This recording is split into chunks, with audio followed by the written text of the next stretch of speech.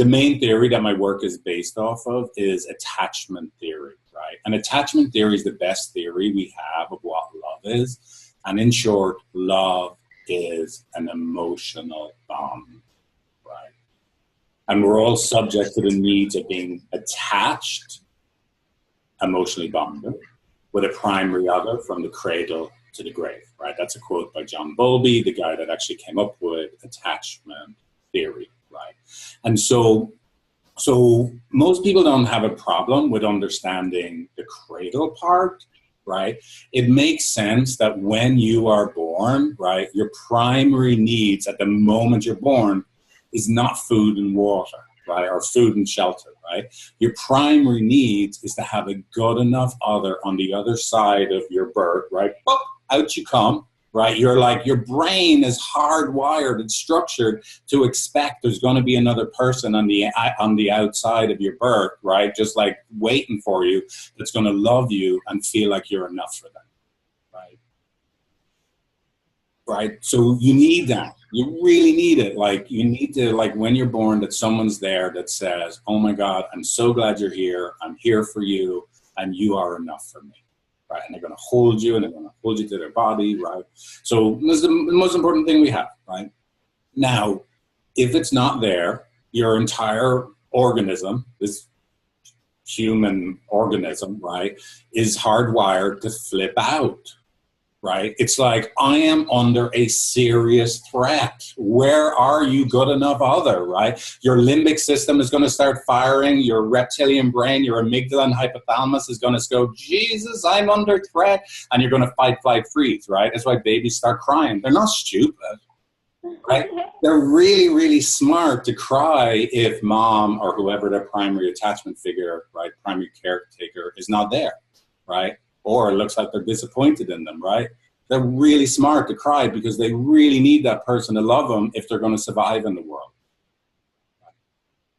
So when you grow up, right, so that's the cradle part, makes sense. As you grow up, right, to the grave, nothing has changed, right? Nothing fundamentally has changed about your biology, right? If it looks like your primary attachment figure, the person you turn to for your emotional needs to be met, is either not there for you or is looking at you like you're not enough for them, they're disappointed in you, you're going to freak out. It's going to be really, really painful. Not that different the way it's so painful for a baby, right? Only difference, probably, a couple of differences. One is your primary attachment figure is probably no longer your mother, right? Let's just say that's a given, okay, guys? Right? Okay, I'm assuming because you're sitting here right now and you're in a relationship that your primary attachment figure is no longer your mom's, right? So you're each other's primary attachment figures. You've chosen to make sure I'm not alone in the world and that I always get to feel like I'm enough. Right?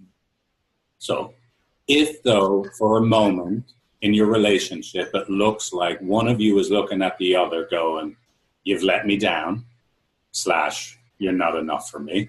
Or it looks like, oh my God, they're not here in the way I need. It's going to really be very vulnerable for you. It's going to really hurt, right? Do you ever experience that with each other, ever? Do you ever like have a moment where it looks like either A, it appears your partner's not there for you the way you need, or B, it looks like they're so disappointed in me that I'm never going to be enough for them. I don't know how to make them feel better right now. Do you ever have moments like that?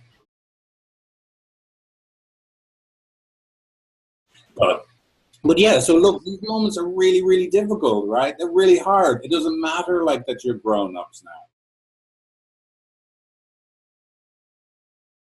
And the other thing is you have developed strategies throughout your entire life to try and ensure you do not feel the pain of feeling rejected or abandoned, right?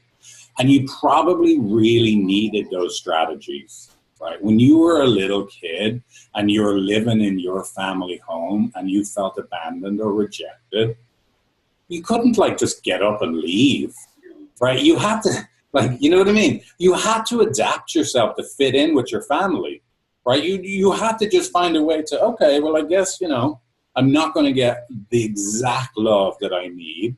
So I'm just going to have to compensate here. I'm going to have to make some changes, right? And of course, now those changes that you made, you don't even realize you made any changes. You actually think this is who you are. So if someone's not there for you and you're the kind of person that shouts and roars at them and says, look how you failed me, right? It's something you probably learned to do just as a way to survive, to protest when you needed love. If you're the kind of person that shuts down and turns inwards and just tries to deal with it yourself and doesn't talk to your partner about how you're feeling when you're hurting in love, it's not the essence of who you are. It's just a strategy that you've learned to do because you had to survive childhood. But now, as a grown-up, when I'm not feeling loved and I shout and I roar at someone, I'm not feeling loved, I feel like I'm not enough for you and I shut down, it's not going to go very well with your partner. Your partner's going to flip out. Your reaction is going to make them feel their worst pain. Oh my God, why are you withholding love from me? Right? And then, of course, when they're in their worst vulnerable pain, see, I'm all alone. It really hurts. And why are you withholding love from me? And they blame you or criticize you. It's going to make you feel even more of your, oh my God, I'm not enough again. I'm powerless. I don't know how to make it better. So now I have even more evidence I should shut down or ignore them. But if you do shut down and ignore them, guess what they're going to feel more of? They're going to feel more abandoned, right? They're going to feel more sad, more alone, more they're too needy. And now they have even more evidence in their mind that they should tell you how bad you are and look at the way you failed me. And on it goes. Oh my God, I'm exhausted just even saying. It's so tiring, right? So first thing I help people with is help them see the cycle, the system they're in together, right? Because if you can see the system you're in together, right, there's a chance that we can get you guys on the same team fighting a common enemy, right? And there is an enemy to your relationship, but it's not either of you. I promise you, right? So the system, right? The system that it takes both of you to create is the problem, right? And if we can see the system as the problem, then we have a chance to start making things better. It's the hardest thing to do, by the way. Simple, such a simple thing, but it's the hardest thing to do. Right? To be able to step off the stage of your life where the drama is unfolding, come take a seat in the audience and go, hey, come here. Look at these two. Oh, Jesus, would you look at the pain these two are in? And everything they do keeps making it worse. Oh my God, that's a disaster. The poor devils.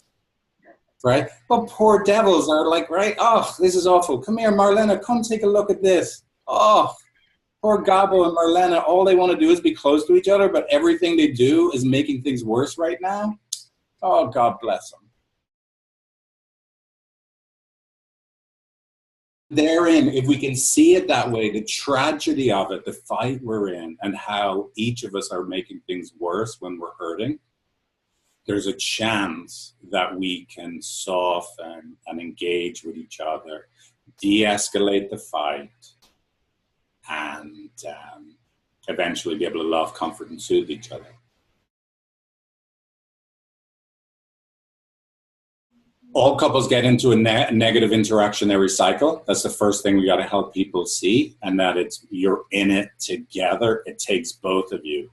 You're not tangoing on your own. Right? There's someone else dancing with you, right? So yeah. So that's the first thing.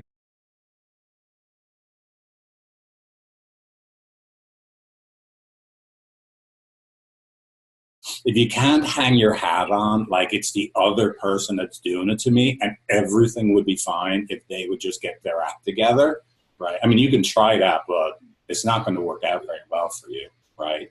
So if we can't hang our hat on that, like, so what are we going to do? Like, why is this really happening? And this goes back to what we were just talking about, right?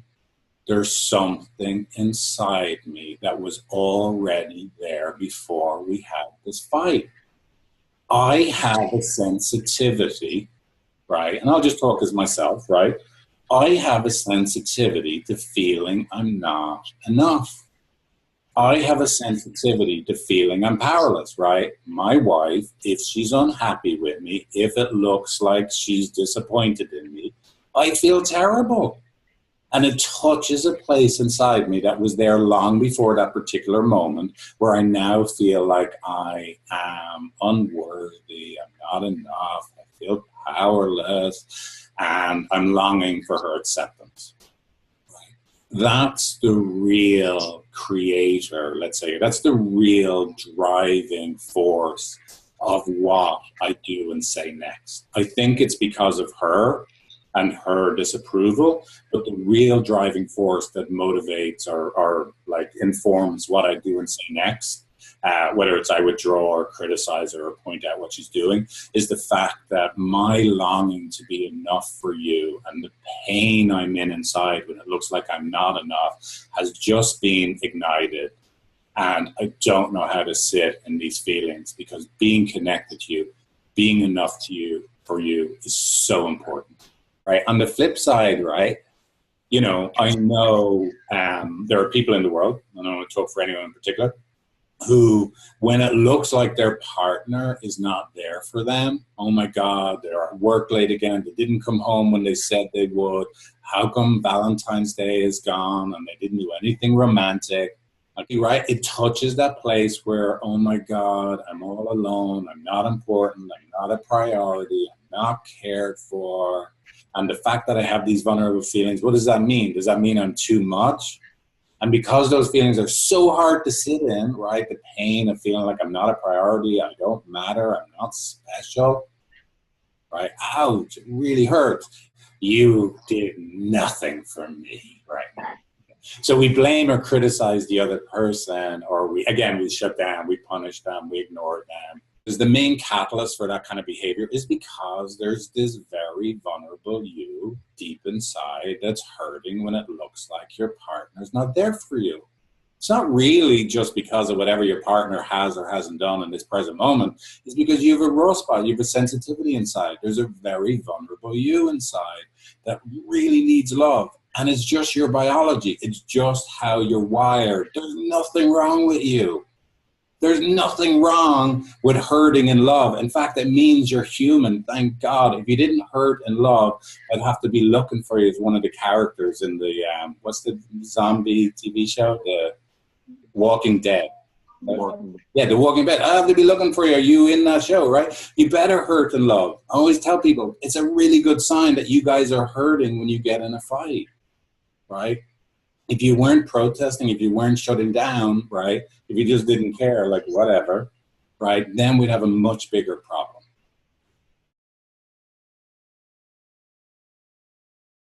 That brings us then to the third thing that I try and help people get, right? Once they see they're in it together and they realize it's really happening because of their vulnerability, right? It's not actually what it appears. It's just because the other person isn't doing what I need them to do so I feel safe and loved, right?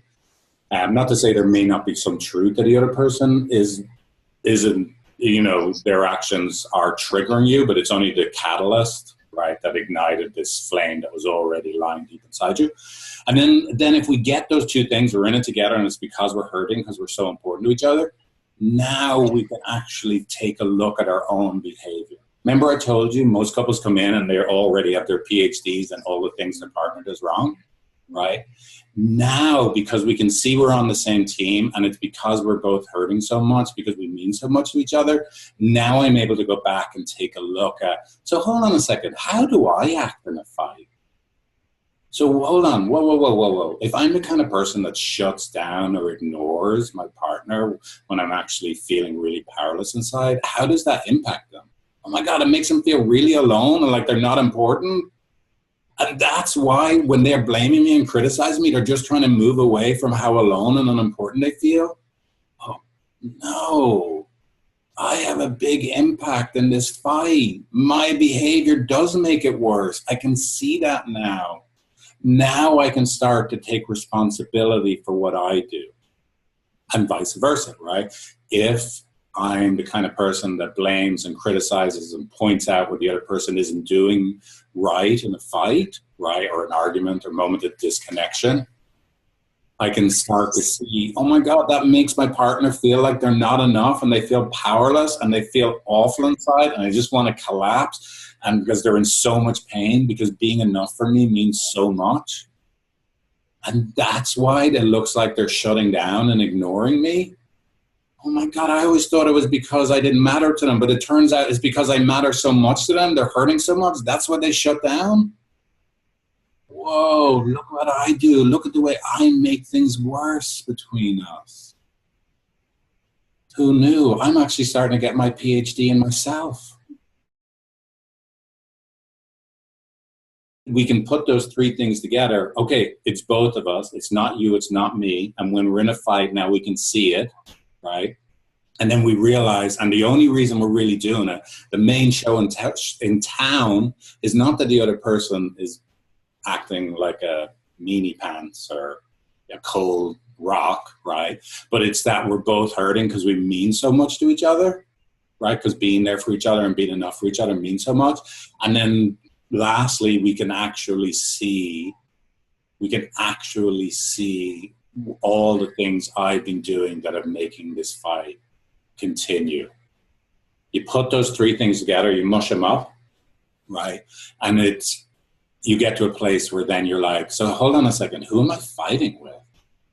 Who am I fighting with? I'm fighting with someone who I'm incredibly important to.